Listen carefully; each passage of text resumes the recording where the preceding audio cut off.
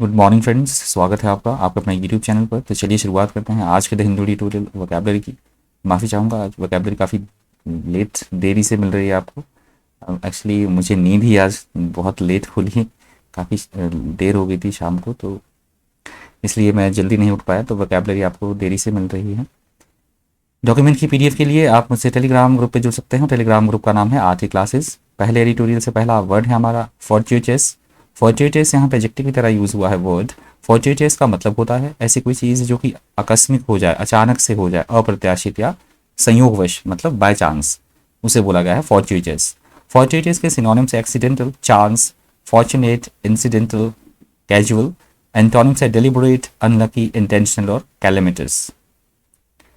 Amiable, amiable का मतलब होता है दूसरे के साथ फ्रेंडली, इस तरह से नेचर से बिहेव करना, मैत्रीपूर्ण तरीके से, सौहार्दपूर्ण तरीके से, दयालुता भरे भाव से, उसे बोला गया है एमिएबल। एमिएबल के सिनोनिम्स है friendly, agreeable, affable, pleasant. Antonyms है रूड, अनफ्रेंडली, हेटफुल और हार्श। नेरियर, नेरियर का मतलब होता है निम्न स्तर पर होना, पतन की तरफ, चरम अवस्था में होना, निम्नतम स्तर में होना, बहुत ज़्यादा लो, उसे बोला गया है नेरियर। नेरियर के सिनोनिम्स से bottom, minimum, base, depth. Antonyms है एक्मे, पीक, जिनथ, एपेक्स। स्टीप का मतलब होता है बहुत, यदि हम पहाड़ों की बात करते हैं तो बहुत तिरछी ढलान वाली कोई चीज़, उसे बोला गया है स्टीप। या यहाँ पे एडिटोरियल में इसका यूज़ हुआ है बहुत तेज़ गति से बढ़ना या घटना, स्टीप राइज एंड फॉल, उसे बोला गया है स्टीप। सिनोनिम्स आप देखते हैं एग्जॉर्बिटेंट, हाई, शीर, अब्रप्ट, इमर्स। एंटोनिम्स है चीप, लो, ग्रेजुअल, फ्रूगल और मॉडरेट। एग्जैजरेटेड का मतलब होता है बढ़ा चढ़ा कर चीज़ों को कहना, बखान करना, अतिशयोक्ति, उसे बोला गया है एग्जैजरेटेड।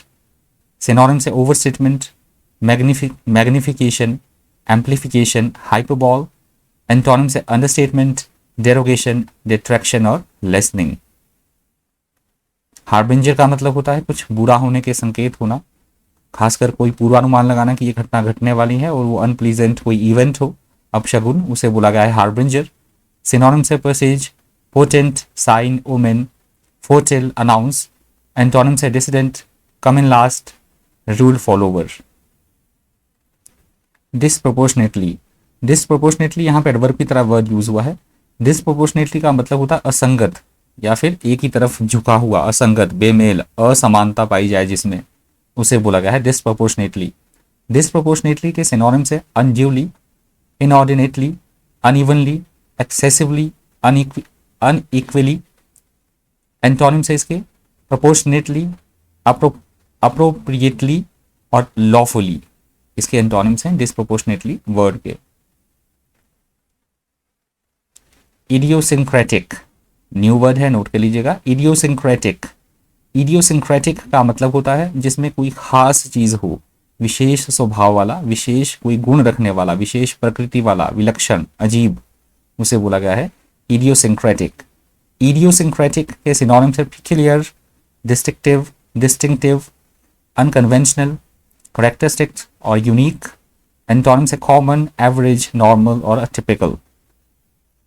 एक्सेलरेटेड तो इजी वर्ड है, सभी जानते होंगे इसका मतलब। एक्सेलरेटेड का मतलब होता है बढ़ना किसी चीज का, गति तेज बढ़ाना, वेग में वृद्धि, उसे बोला गया है एक्सेलरेटेड।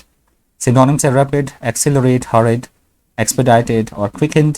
एंटोनिम्स इम्पेडेड, रिटार्डेड, स्लो और स्लगिश।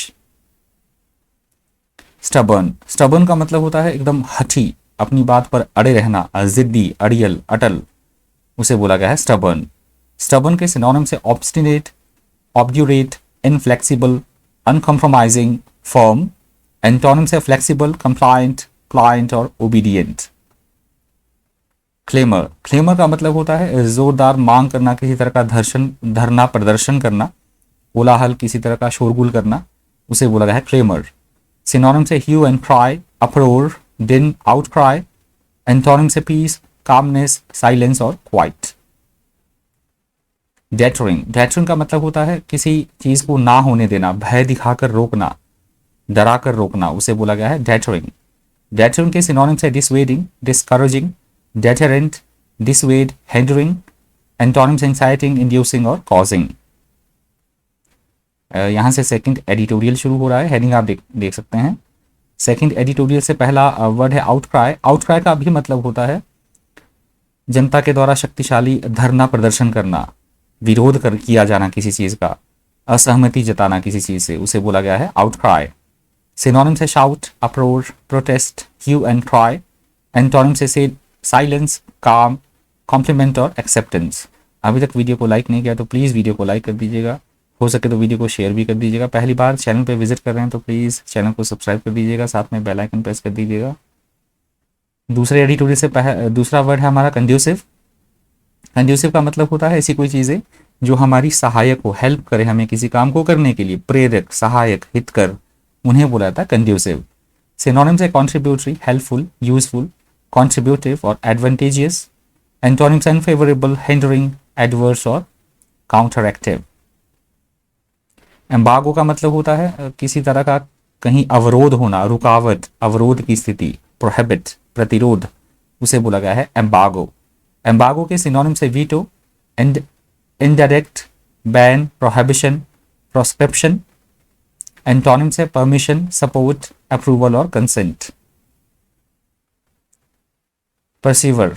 परसिवर का मतलब होता है कठिन काम को करना, उसमें सफल होने की कोशिश करते रहना, मतलब अडिग रहना, अड़े रहना, गिव अप ना करना, उसे बोला गया है परसिवर।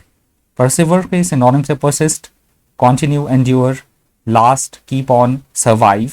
एंटोनिम से क्विट, स्टॉप, अबंडन और सीज। माइड। माइड का मतलब होता है कठिन परिस्थिति में फंसे रहना। वैसे तो माइड का मतलब होता है दलदल में फंसना, बाहर ना निकल पाना। एडिटोरियल में इसका मतलब लिया गया है विपरीत परिस्थितियों में या फिर एडवर्स कंडीशन में फंस जाना, प्रॉब्लम में फंस जाना, बाहर ना निकल पाना उससे, उसे बोला गया है माइड।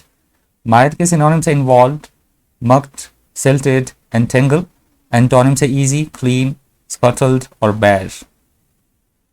स्टैंड ऑफ, ये लास्ट वर्ड है आज का। स्टैंड ऑफ का मतलब होता है किसी भी काम को ना होने देना, कोई अड़चने आना, उसमें दिक्कतें परेशानियां आना, गतिरोध की स्थिति या अवरोध की स्थिति, उसे बोला गया है स्टैंड ऑफ।